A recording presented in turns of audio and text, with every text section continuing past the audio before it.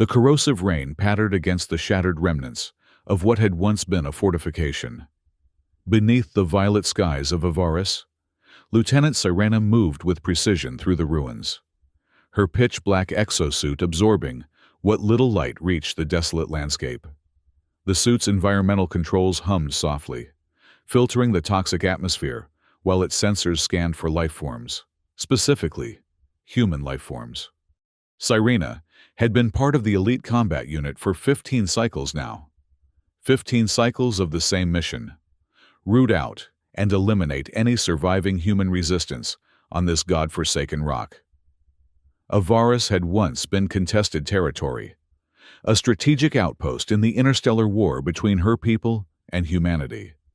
Now it was little more than a graveyard, a testament to the devastation both sides had wrought in their relentless struggle for dominance. The war had reached a stalemate, neither side willing to yield, both depleted of resources, caught in a cycle of attack and counterattack that seemed to stretch toward infinity. Sirena no longer concerned herself with the politics of it all. Her duty was clear: follow orders, complete the mission, keep her squad alive. Everything else was noise. As dusk approached, painting the jagged horizon in hues of deep purple and crimson, Sirena found shelter in the hollowed-out shell of what had once been an alien patrol vessel. The acid rain intensified, droplets hissing as they struck metal surfaces, leaving pockmarks in their wake. Inside the relative safety of the vessel, Sirena removed her helmet, revealing silver-blue skin and luminescent eyes adapted to the dim light conditions of her homeworld. This was her private moment, her ritual. When the squad settled for the night cycle, when reports had been filed and watch rotations assigned, Sirena would retreat to solitude and read through old mission logs. Names of comrades long gone, battles won and lost, territories secured and abandoned. It wasn't sentimentality, at least. That's what she told herself. It was strategy, learning from past mistakes, honoring fallen warriors by remembering their sacrifice. But deep within, in a place she rarely acknowledged, these moments helped steel her heart against loss. In war, attachment was a liability. Emotion clouded judgment. Yet without some tether to meaning, a soldier became merely a weapon, and Sirena refused to surrender her consciousness entirely to the machinery of war. "Lieutenant," a voice crackled through her comm unit. "Perimeter sweep complete. No signs of human activity in sectors 7 through 12. "Acknowledged," Sirena responded, her voice steady. "Maintain vigilance. These humans are adaptive. They've survived this long for a reason." "Yes, Lieutenant." Silence fell once more, broken only by the distant rumble of thunder and the persistent hiss of rain. Sirena's gaze drifted to the view screen, showing the desolation outside. Twisted metal carcasses jutted from the ground like the bones of ancient beasts. Once, perhaps, this place had held beauty. Now it was merely another battlefield, another scar upon the cosmos wrought by two species too stubborn to find another way. Tomorrow, they would push further into the western quadrant, where intelligence suggested a human encampment might be hidden beneath the surface. Tomorrow would bring more death, more destruction in service to a conflict whose original purpose sometimes seemed lost to history. Sirena closed the mission logs and prepared for rest. In her dreams, sometimes, she saw worlds unscarred by war. But such visions were for dreamers, not soldiers. And Lieutenant Sirena was nothing if not a soldier. Dawn broke over Avaris with the same violet hue that colored every morning on this wretched planet. Sirena led her squad through the twisted metal labyrinth that had once been a thriving outpost. Their exosuits hummed with power, sensors constantly scanning for any trace of human biosignatures. "Movement detected," announced Corporal Taz, the squad's tracking specialist. 200 meters northwest, beneath that collapsed patrol ship. Sirena signaled for the squad to take defensive positions. "Life signs?" "Negative, Lieutenant. But there's evidence of recent activity. The debris has been disturbed within the last 48 hours. Caution dictated. They call for heavy artillery support. Blast the site from a distance. But curiosity, that dangerous, insidious quality, her commanders had tried to train out of her, pushed Serena toward investigation. "Cover formation," she ordered. "I'll take point." The squad spread out, weapons at the ready. As Serena approached the half-buried wreckage, the ship had crashed months ago, its hull now partially submerged in the corrosive soil of Avaris. Evidence of human scavenging was clear. Precise cuts in the metal where valuable components had been extracted. Footprints now hardened in the toxic mud. Serena activated her suit's enhanced sensors, scanning for traps. Humans were notorious for their ingenuity when cornered, a quality she might have admired under different circumstances. Finding nothing immediately threatening, she pushed forward into the narrow opening where the ship's hull had split. Inside was darkness, punctuated only by the faint glow of her suit's lights. The air filtration system worked overtime as particles of dust and decay swirled around her. And then she saw it. A makeshift camp, hastily abandoned. Ration packs with human script, primitive heating units, scattered weaponry, projectile-based, outdated, but still lethal in the right hands. "Clear," she called back to her squad. "Evidence of human presence, recently vacated. Sweep the area for indicators of their destination." As her team moved in, Serena conducted her own careful examination of the site. Something about the arrangement suggested not a military outpost, but a temporary shelter for perhaps 2 or 3 individuals. Survivors rather than resistance fighters? The distinction mattered little according to her orders, but something about the scene tugged at her awareness. Then she spotted it, half buried beneath a collapsed section of metal plating.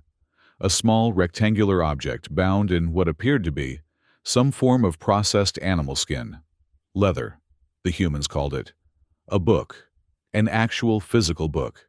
Its pages water-stained but largely intact. On its cover, written in a language her neural translator rendered instantly, Elias's journal. Standard protocol was clear. All human artifacts were to be documented and destroyed. Any information, any technology, any cultural objects, all represented potential threats to security. Yet, as Serena held the journal in her gloved hands, an unexpected hesitation gripped her. "Lieutenant!" One of her squad members approached. "Shall I add that to the items for disposal?" A moment's pause, brief enough to go unnoticed, long enough to represent a first, tiny fracture in her perfect record of compliance. "I'll handle this one personally," she replied, slipping the book into a secure compartment of her exosuit. "Continue the sweep. I want to know where these humans went, and how many we're dealing with." As her subordinate moved away, Serena felt the weight of the book against her side, heavier than its physical mass would suggest. For the first time in her decorated military career, Lieutenant Serena had directly contravened orders. Not for tactical advantage or strategic gain, but for something far more dangerous: curiosity. The question now burning in her mind had nothing to do with mission parameters or battle tactics. Simply, who was Elias, and what words had he deemed important enough to record in the midst of this hell? Hours later, safely back at their forward operating base, Serena sat alone in her private quarters. The day's patrol had yielded no further signs of human presence, though thermal imaging suggested movement in the extensive cave systems to the north. Tomorrow would bring a more thorough investigation. Tonight, however, brought a different kind of exploration. The journal lay before her, on the utilitarian metal desk. Its worn cover, a stark contrast to the sleek, minimalist design of alien technology that surrounded her. Serena removed her gloves, allowing her silver-blue fingers to touch the roughened texture of the book. Such primitive information storage, inefficient, vulnerable to environmental damage, limited in capacity. Yet something about its tactile presence carried a weight that digital records never could. With careful precision, she opened to the first page. Day 457 on this godforsaken rock. The neural translator, rendered from the human script. Captain Reeves died yesterday. Infection from that shrapnel wound finally got him. Down to just 4 of us now. Supplies for maybe 2 weeks if we stretch them. No contact from command in 3 months. Pretty sure we're on our own out here. Still, I keep thinking about those green fields back home. The way the wind would ripple through the tall grass like waves on water. Mom's vegetable garden with those ridiculous scarecrows Dad insisted on building. Sophie laughing at them, saying they looked more like drunk uncles than birds. God, I miss Sophie. My little sister would be graduating college now, if time still works the way I remember. If Earth still exists the way I remember. Sometimes I wonder if any of it was real. Or if I've always been here, hiding in the shadows from those black suits with their glowing eyes. Cyrena stopped reading, a strange discomfort settling in her chest. She had never considered that humans might have sisters, or gardens, or memories of wind through grass. In briefings, humans were presented as biological entities with predictable response patterns. Dangerous, certainly, but discussed in terms of threat assessments and neutralization strategies, not as beings who missed their siblings or remembered the color green. She continued reading, entry after entry. Some were brief notes on survival tactics or resource management. Others were longer reflections on life before the war. Descriptions of Earth's varied landscapes. Memories of family gatherings and cultural celebrations. Interspersed were sketches, crude by her standards, but recognizably depicting human faces, terrestrial animals, plant life from their homeworld. One entry in particular caused her to pause. Day 479. Had a close call today. One of those alien patrols nearly stumbled right into our previous hideout. We'd moved just 2 days earlier, after Martinez spotted unusual sensor activity in the area. Watched from a distance as they tore the place apart. Strange to think about. Those soldiers examining our leftover ration packs, our makeshift beds.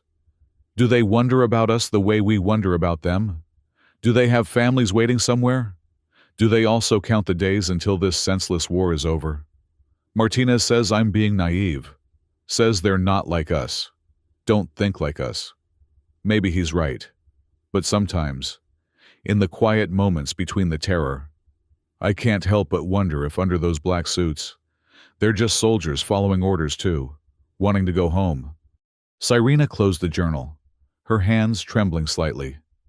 This Elias, this human, had looked at her kind and seen not just enemies, but fellow beings caught in the machinery of war. The thought was unsettling, borderline seditious. Yet she couldn't deny the resonance of his words with her own unvoiced thoughts during long nights on patrol. A notification chimed, startling her from her reverie. Commander Vork requesting her presence for tactical planning. Hurriedly, Cyrena concealed the journal in a secure compartment of her quarters. She would return to it later, tell herself it was for intelligence gathering, for understanding enemy psychology. But even as she formulated this justification, she recognized it for the lie it was. For the first time in 15 cycles of warfare, Lieutenant Cyrena had encountered the enemy not across a battlefield, but through his words. And something fundamental was shifting within her as a result. Something dangerous. The tactical meeting dragged on longer than usual. Commander Vork, a veteran of 30 cycles with a reputation for ruthless efficiency, detailed plans for an expanded sweep of the northern sector. Intelligence suggests a concentration of human activity in these cave systems, he explained, illuminating a 3-dimensional holographic map of the region. Their heat signatures are well masked, but our latest sensors can detect the minute variations in ambient temperature their bodies produce. Numbers? Cyrena inquired, maintaining her professional demeanor despite the turmoil beneath. Estimates range between 15 and 20 individuals, replied the intelligence officer. Likely the remainder of the human garrison that was stationed here before our main assault 2 years ago. 20 humans, the last remnants of their presence on this world. After them, Avaris would be declared secured, and Cyrena's unit would move on to the next contested planet, the next battlefield in this seemingly endless war. "We'll deploy at those 600, Commander Vork concluded. "Lieutenant Cyrena, your squad will approach from the eastern entrance while Team Beta secures the western passage. Standard protocol. All hostiles to be neutralized. Any information storage devices to be confiscated for analysis and subsequent destruction." "Understood, Commander." Cyrena responded automatically, even as her mind flashed to the journal hidden in her quarters. Would Elias be among those 20?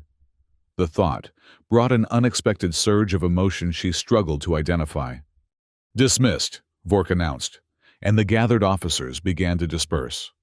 "Lieutenant," the commander called as she turned to leave. "A moment." Cyrena halted, her posture perfect, betraying none of the sudden anxiety that flared within her. "Commander?" Vork's luminescent eyes studied her with unsettling intensity. "Your performance evaluations have always been exemplary, but recent reports indicate a hesitation during yesterday's patrol. The specialist noted you took personal possession of a human artifact rather than following standard destruction protocols." Ice seemed to form in Cyrena's veins.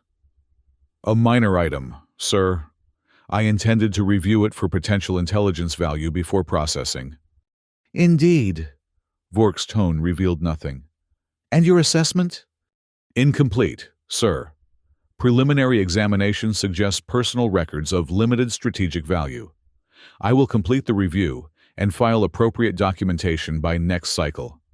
A pause stretched between them, taut with unspoken questions. Finally, Vork nodded. "See that you do, Lieutenant. Remember, these humans, their words, their artifacts, their very existence, represent a threat to everything our civilization has built. Sentiment is a luxury we cannot afford in war." "Of course, Commander. Efficiency and duty above all." "Above all," Vork echoed, though something in his gaze suggested he sensed the fracture in her certainty. "Dismissed." Cyrena returned to her quarters, heart pounding with an unfamiliar rhythm. She had lied to a superior officer, another first, another step away from the perfect soldier she had always been. Worse, she suspected Vork knew it, or at least sensed the deception. The journal called to her from its hiding place.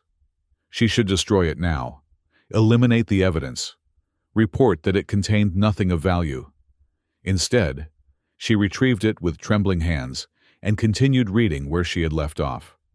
Day 492. The nights are the worst. When the acid rain stops and that eerie silence falls, when even the distant rumble of alien ships fades away, that's when the memories come strongest. Sophie's laugh, Mom's garden, the taste of real food instead of these nutrient packs, the feeling of sunlight, actual yellow sunlight, not this weird purple crap on my face. Martinez says I need to let it go, except that we're probably never getting off this rock. That Earth is just a memory now. He might be right, but I can't stop hoping.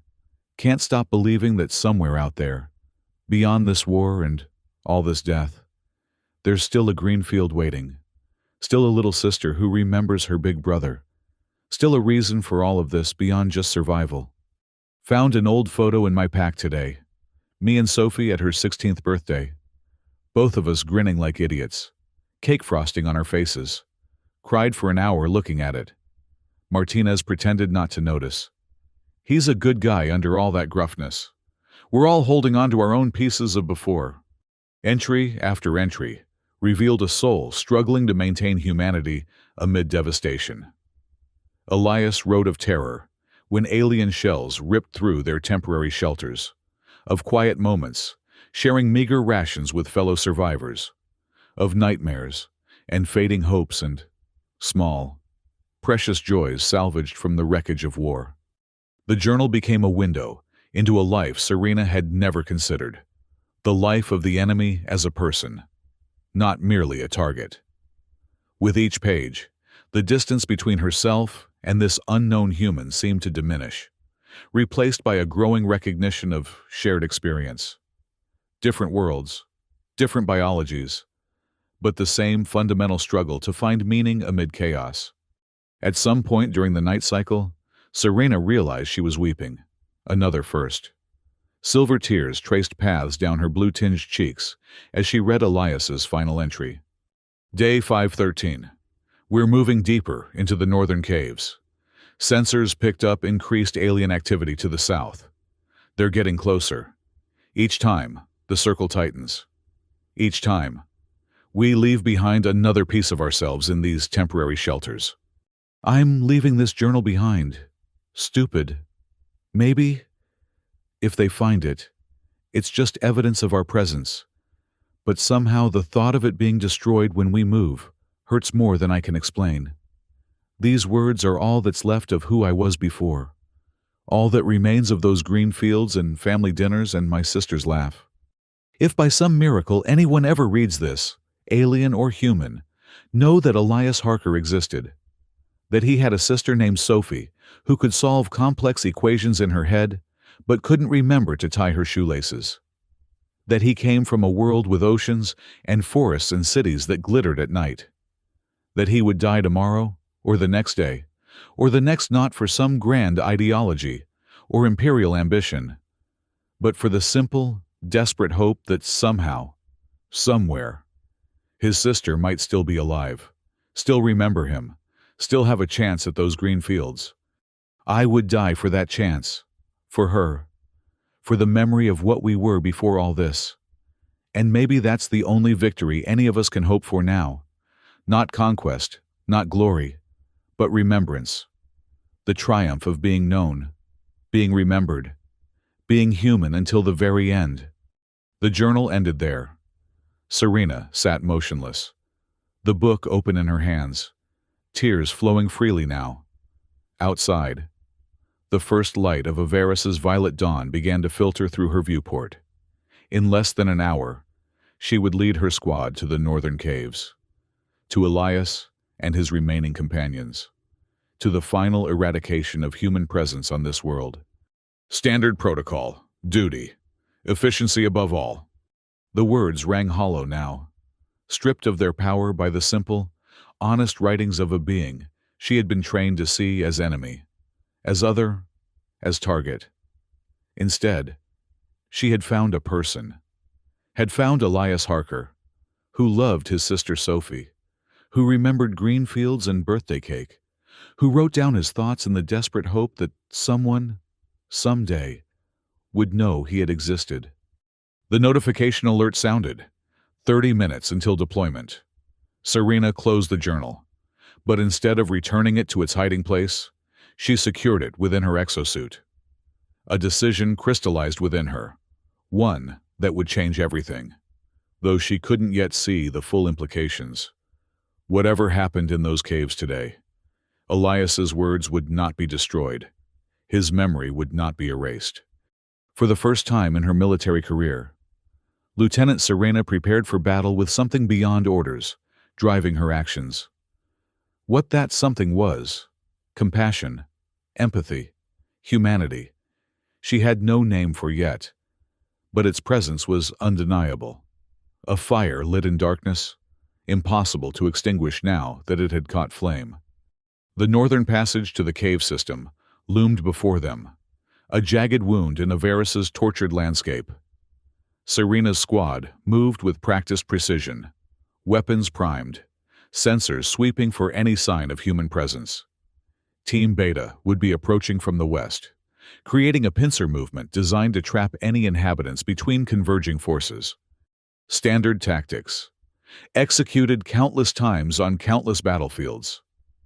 Yet, nothing felt standard to Serena now, with Elias's journal secured against her body and his words echoing in her mind. "Life signs detected," reported Corporal Taz. "Multiple signatures, deeper in the system." "Proceed with caution," Serena commanded. "Maintain formation." They advanced through narrowing passages, the violet light from outside gradually fading, replaced by the glow of their suit illuminators. The cave walls showed signs of habitation, crude markings to indicate directions, remnants of temporary barriers, the occasional discarded item deemed too bulky to transport further inside. Cyrena's comm unit crackled.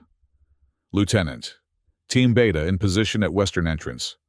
We've encountered preliminary defenses, primitive but effective. Proceeding with caution. Acknowledged, she responded. We're approaching what appears to be their main encampment. Stand by. Around a final bend, the passage opened into a larger chamber, and there they were, the humans. Perhaps 15 of them, some armed with salvaged weapons, others clearly non-combatants. Their faces registered shock, then terror at the sight of the alien squad. Several raised their weapons. Others backed away toward a smaller tunnel at the chamber's rear. Hostile forces identified, announced one of Serena's team. Permission to engage. Standard protocol demanded immediate action. Neutralize the threat. Complete the mission. Yet Serena hesitated, her gaze moving from face to face among the humans. Which one was Elias? The tall one with the determined stance? The older one positioning himself protectively before the others? The younger one with eyes that held more sorrow than fear? Lieutenant, prompted her second-in-command. Orders? The weight of the journal pressed against her side. These weren't faceless enemies. They were people with memories, with hopes, with names. People who remembered green fields and sisters' birthdays. People who wrote down their thoughts so that something of them might survive, even if they did not. Hold position, Cyrena commanded, her voice steady despite the turmoil within. Do not engage unless directly threatened. Confusion rippled through her squad, but their training held. Weapons remained raised but unfired as an uneasy standoff developed. One of the humans, middle-aged by their standards, with a scar bisecting his left cheek, stepped forward slightly. We know you can understand us, he said, his voice hoarse but determined. We know how this ends, but there are children here, non-combatants. If your kind has any concept of mercy, let them retreat to the lower chambers before you begin. Children. Cyrena's gaze shifted to the smaller figures partially hidden behind the adults. Young humans, their faces gaunt but their eyes, holding the same spark of consciousness, the same fundamental personhood as any child of her own species. Her hand moved unconsciously to where the journal lay concealed. This can't be how it ends, she murmured, too softly for her comm to transmit. Lieutenant? Her second-in-command's voice held growing concern. Team Beta reports they're in position. Commander Vork is requesting status update. Decision time? Duty or defiance? Orders or empathy? The soldier she had been trained to be, or the person she was discovering herself to be? Cyrena stepped forward, separating herself slightly from her squad. With deliberate movements, she reached into her exosuit and withdrew the journal. The humans tensed, clearly expecting some new weapon. Instead, she held the book aloft. Is Elias Harker among you? She asked, her translator converting her words to human speech. Shock registered on every human face. The scarred man who had spoken showed particular surprise. Who wants to know? He demanded warily. I found his journal, Cyrena explained, feeling her way through uncharted territory. I read it, all of it. A younger human pushed forward, his expression a complex mixture of emotions Cyrena couldn't fully interpret. That's mine, he said quietly. You're the one who found our old camp. Elias, alive, standing before her, not as an abstract concept but as a living being. The author of words that had cracked open something long dormant within her. Your words, Cyrena said, addressing him directly. They aren't weapons. Confusion crossed Elias's features. What? Before she could respond, her comm unit crackled urgently. Lieutenant Cyrena, came Commander Vork's voice, sharp with authority. Your team is showing stationary positions despite confirmed enemy contact. Explain your delay immediately. The moment of truth had arrived. Serena switched her comm to broadcast mode, ensuring her entire squad could hear her response. These humans pose no strategic threat. Commander, I am attempting to negotiate surrender terms. Surrender? Vork's voice rose in pitch. Your orders were explicit. Lieutenant, all hostile forces are to be neutralized. Immediately. With respect, Commander, Serena replied, watching the wary faces of the humans before her. I believe alternative approaches may yield valuable intelligence. These survivors have sustained themselves for years in hostile conditions. Their adaptive strategies could provide tactical insights. A dangerous silence followed. When Vork spoke again, his voice had dropped to a cold, measured tone that every soldier knew to fear. Lieutenant Serena, I am relieving you of command, effective immediately. Corporal Taz, you will assume leadership of the squad and execute the original mission parameters without further delay. Serena felt, rather than saw, her team's uncertainty. Corporal Taz, loyal and efficient but never one to seek advancement through conflict, hesitated visibly. Commander, Taz began cautiously, the lieutenant's assessment is irrelevant, Vork cut in.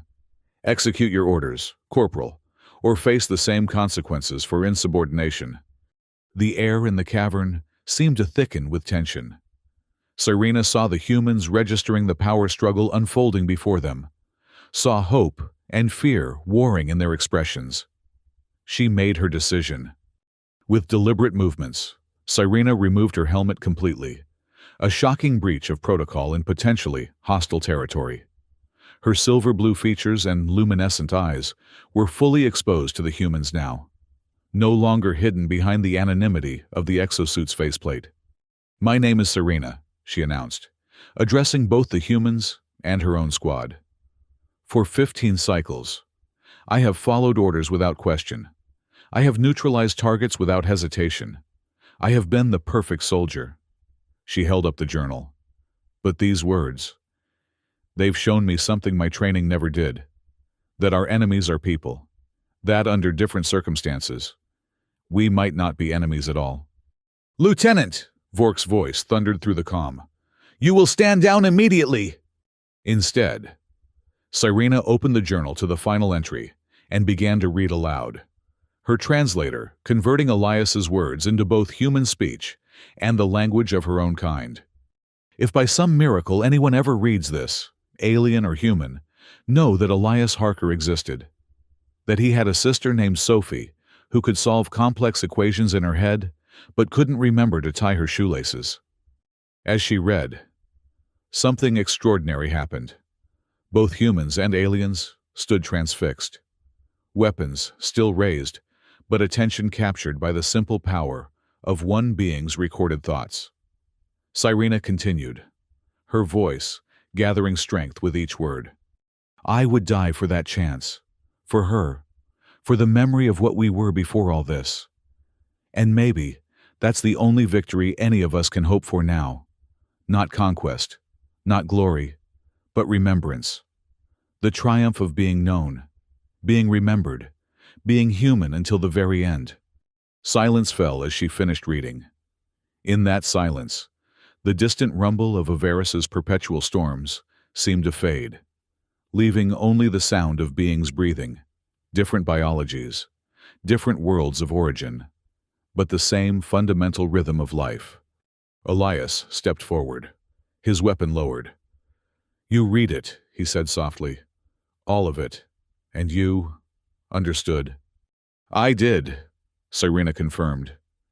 Your words. They made me see what my training had hidden from me. That under these suits, behind our weapons. We're not so different after all. The cavern erupted into chaos then. Commander Vork, monitoring from the command center, ordered an immediate bombardment of the cave system. Team Beta, still loyal to the command structure, began advancing from the western entrance. Serena's own squad, torn between loyalty to their lieutenant and obedience to the higher authority, wavered in confusion. Take cover! Serena shouted, as the first tremors of distant explosions reached them. To her squad, she issued a direct challenge. "You've seen what I've seen now, heard what I've heard. Are these the enemies we were trained to fear? Or are they just people trying to survive, like us?" The next moments unfolded in frantic motion. Some of Serena's squad maintained position, weapons trained on the humans but unfired. Others backed away, clearly uncertain. Corporal Taz made his choice, stepping forward to stand beside Serena. "The lieutenant speaks truth," he announced. "I cannot fire upon these beings." Outside, the bombardment intensified. The cave entrance collapsed in a shower of rock and dust, temporarily sealing them inside, aliens and humans together, trapped by the very conflict that had defined their relationship until now. In the semi-darkness, illuminated only by emergency lighting, Serena approached Elias directly. She held out the journal to him. "This belongs to you." He took it with trembling hands. "Why? Why would you risk everything for this? For us?" Serena considered the question, searching for words to explain a transformation she herself was only beginning to understand. "Because your memories matter," she finally said. "Because if we destroy everything that makes you who you are, then what are we fighting for? What do we become?" Another explosion rocked the cavern. Dust rained down from the ceiling. "We need to move deeper," the scarred human leader announced. "These upper chambers won't hold if they keep up that bombardment." "They will keep it up," Serena confirmed grimly. "Standard protocol for dealing with insubordination and contamination." "Contamination?" Elias questioned. "Empathy," Serena replied simply. "The most dangerous contagion in war." A plan formed rapidly.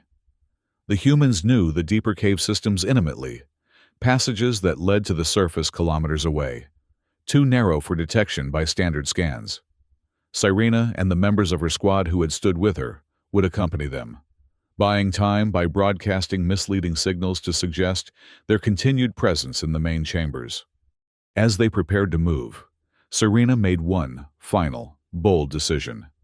She activated her comm unit's emergency broadcast function, a system designed to override all encryption, reaching every receiver tuned to military frequencies.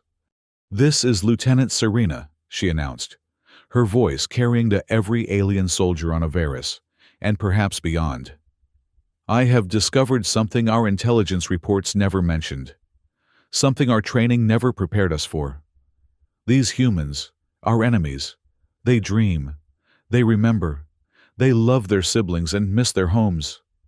They write down their thoughts so something of them might survive even if they don't." She paused, knowing the risk she was taking, knowing Commander Vork and High Command would be frantically attempting to cut off her transmission. But emergency protocols gave her these precious moments, and she would use them. "I am reading passages from a human journal to my squad. To any who can hear this transmission, listen. Simply listen." And once more, she read Elias's words. Words about green fields and sisters' birthdays, about fear and hope and the desperate desire to be remembered. As she read, the bombardment outside gradually, improbably, began to subside, whether from technical difficulties, confusion in the chain of command, or, most unlikely but most hoped for, the simple power of empathy spreading through other alien soldiers hearing the transmission. The attack slowed, and then stopped altogether. In the unexpected quiet that followed, humans and aliens regarded each other with new awareness, not as enemies defined by species and allegiance, but as thinking beings caught in a conflict whose original purpose had long since faded beneath the weight of accumulated hatred and fear. "We should move," the scarred human leader, Martinez, Serena now realized from the journal descriptions, urged cautiously. "This could be a trick, a pause before they hit us with something bigger." "Agreed," Serena nodded. "But I believe, I hope, that my words reached someone, that, somewhere out there, another soldier is experiencing what I did when I first read these pages. They moved deeper into the cave system. This unlikely alliance of former enemies. Behind them, the collapsed entrance stood as a physical manifestation of the barriers that had separated their kinds. Formidable, but not impenetrable. Ahead lay uncertainty, danger, but also possibility. As they traveled through narrowing passages, Elias fell into step beside Serena. "You know this means neither of us can go back," he said quietly. "You to your people, me to what's left of mine elsewhere in the galaxy. We're outcasts now." "Perhaps," Serena acknowledged, "or perhaps we're pioneers." Of what? She considered this as they navigated a particularly tight section of cave. Of the radical notion that we might find more value in understanding each other than in destroying each other. Elias gave a short, bitter laugh. "That's a dangerous idea in wartime." "The most dangerous," Serena agreed. "And maybe the most necessary." Hours passed as they made their way through the labyrinthine cave system. Occasionally, they would pause, listening for sounds of pursuit, but the eerie silence held. Either Serena's broadcast had created confusion in the command structure, or something more significant was unfolding. They emerged finally onto the surface of Avaris, several kilometers from the original cave entrance. The violet sky had darkened with the approach of another acid storm, but in the distance, they could see the outlines of alien patrol ships hovering near the command center. "What now?" Martinez asked, voicing the question on everyone's mind.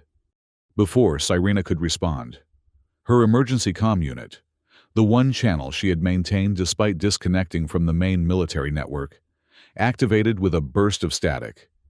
"Lieutenant Serena," came a voice she didn't recognize. "This is Captain Lornus of the 7th Fleet. We have been monitoring your transmission." Serena tensed, preparing for news of her impending arrest or worse. "Captain," she acknowledged simply. "Your broadcast has created complications," Lornus continued. "Several squads have reported hesitation among their ranks. Commander Vork has been temporarily relieved, pending investigation of excessive force authorization." Shock rippled through Serena. This was unprecedented. "Investigation?" she echoed. "High Command is reconsidering certain aspects of the Avaris operation," Lornus replied, his tone carefully neutral. "In light of new information regarding the strategic value of the remaining human survivors." It was diplomatic language, face-saving terminology. But beneath it, Serena sensed something momentous, the first hairline fracture in the monolithic certainty that had driven the war for generations. "What are your orders regarding us, Captain?" she asked cautiously. A pause. "A temporary ceasefire has been authorized in your sector. A diplomatic envoy has been requested from the human coalition. Until their arrival, you and your companions are to maintain your current position and avoid engagement with other military units." The implications were staggering. Not victory, not defeat, but the unthinkable third option: dialogue. As the communication ended, humans and aliens alike stood in stunned silence, the acid rain beginning to fall around them, hissing as it struck their protective gear. "Is this real?" Elias finally asked. "Some kind of trick?" "I don't know," Serena admitted. "But if there's even the smallest chance—" Martinez shook his head in disbelief. "All this because you found a journal? Read some words?" "Words have power," Serena replied simply. "They can destroy or heal, divide or unite." She looked at Elias. "Your words might have just changed the course of this war."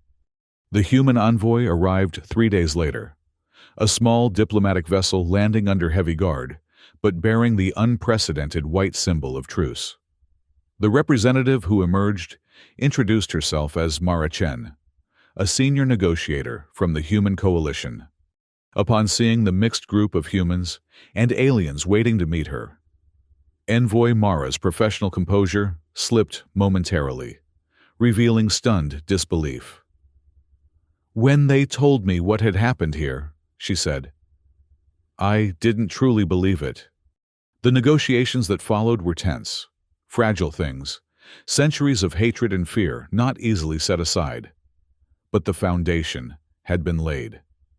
Elias's journal passed from hand to hand, alien to human and back again, a tangible bridge between worlds that had known only enmity. On the final day of preliminary talks, as tentative agreements were reached for expanded communications and a more formal diplomatic summit, Serena and Elias stood together on a ridge overlooking the devastated landscape of Avaris.